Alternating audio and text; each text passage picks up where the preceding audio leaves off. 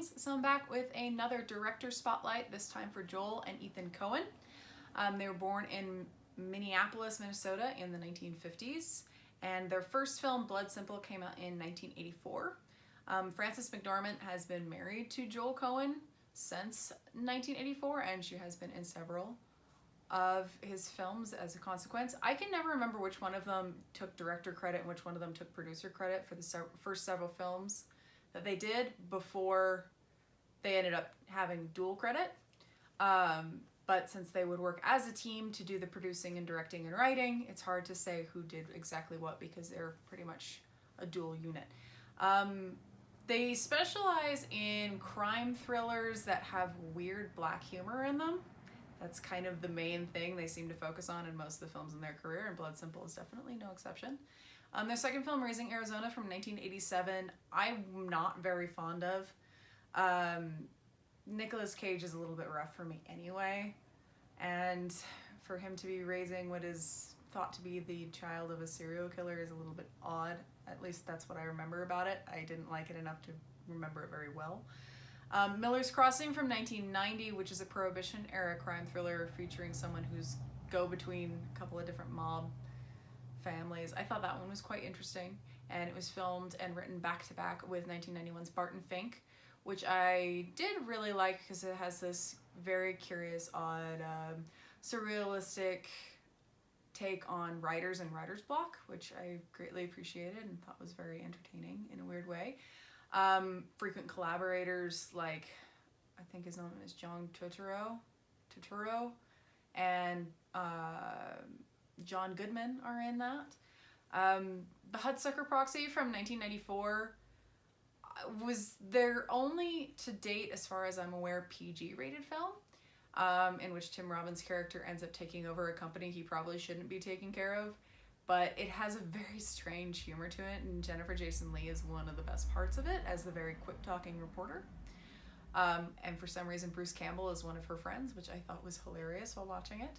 Fargo from 1996 is probably one of their best-known films, seeing as this is the one with the most Academy Awards. And it is impressively, strangely funny. Frances McDormand got an Oscar for playing the very pregnant cop who is trying to find out what, I'm trying to remember what his name is. Sometimes I am very much not infallible when it comes to remembering names. William H. Macy's character does quite some interesting illegal things. Steve Buscemi will not stop talking, and so Peter Stormare throws him in a wood chipper. That's kind of a fun one. It's sort of a must-watch. It's one of those movies that you should always watch at some point in your life. It was my introduction to the Coen brothers when I was about 13. Because my mom likes that movie. That being said, The Big Lebowski is the only feature-length film of theirs I have on DVD. And while I love collecting DVDs and everything, I try and restrain my DVD collection and stuff. I intend on watching more than 3 times. This is the only one of their movies I've seen at least 4 or 5 times. I've seen it on the big screen twice. It is way funnier than I think it's going to be every time I watch it, which is why I enjoy it so much. The humor in it is bizarre and ridiculous. Jeff Bridges as the dude is iconic. There's so many weird things about this that are just surprising in how funny they are, like the rug that really ties the room together.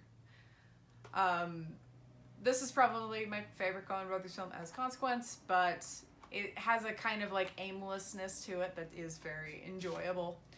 Oh Brother, Where Art Thou from 2000 is kind of interesting because it is an interpretation of the Odyssey set in the 1930s in the American South. The soundtrack is wonderful and iconic, and there's a lot of very interesting visual choices as these guys escape from prison and try and work their way home.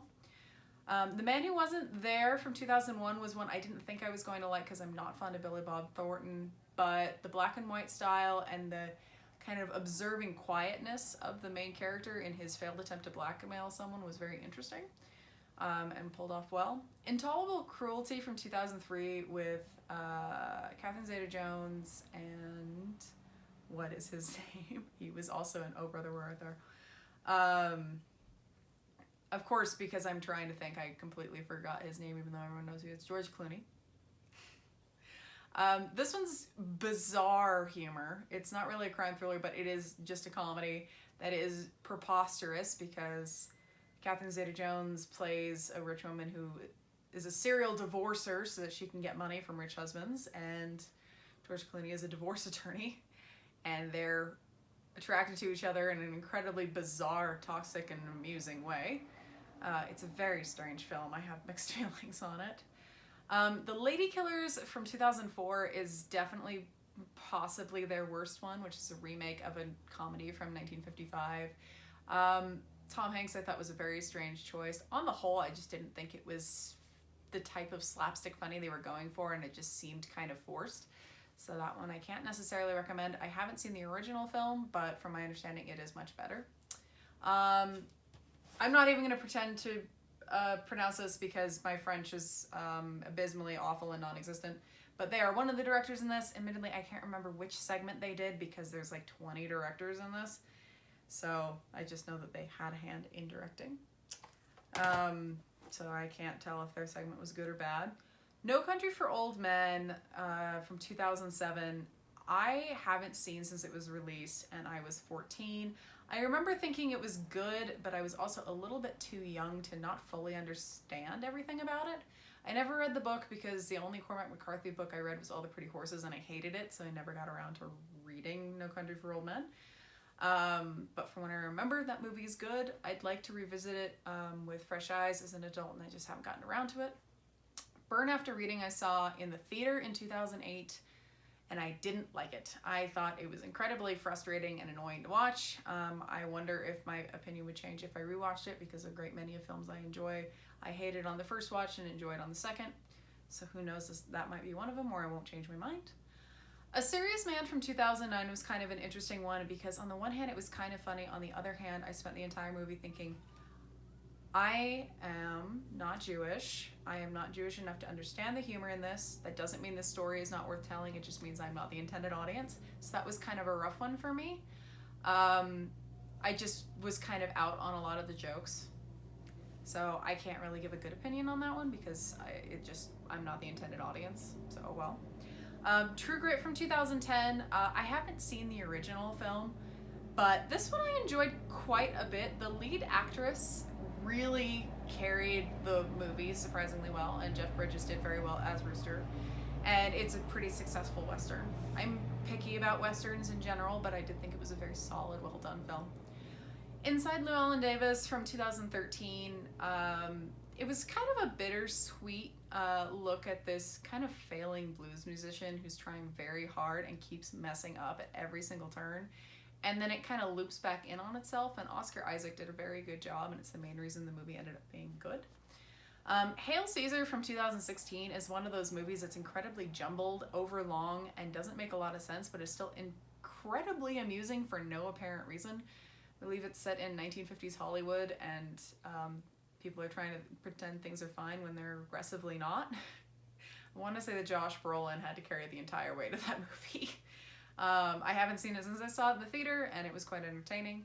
The Ballad of Buster Scruggs from 2018, which is a Netflix film, had very mixed reviews, but on the whole, I thought it was a very entertaining anthology of short films in the American West. And there were every segment had something about it that was very entertaining, but it all made a kind of cohesive, fun little thing. On the whole, their films really do have a lot to do with this peculiar dark deadpan humor, which is their main draw. They usually have very good cinematography and kind of scene setting style that I can't explain very well, because as much as I like to study film, I've never worked in the industry and never will. So they are very fun films to watch. In general, they make for a great tag team of directors, and I look forward to future projects of theirs. If you have other director recommendations that are similar, please feel free to leave comments.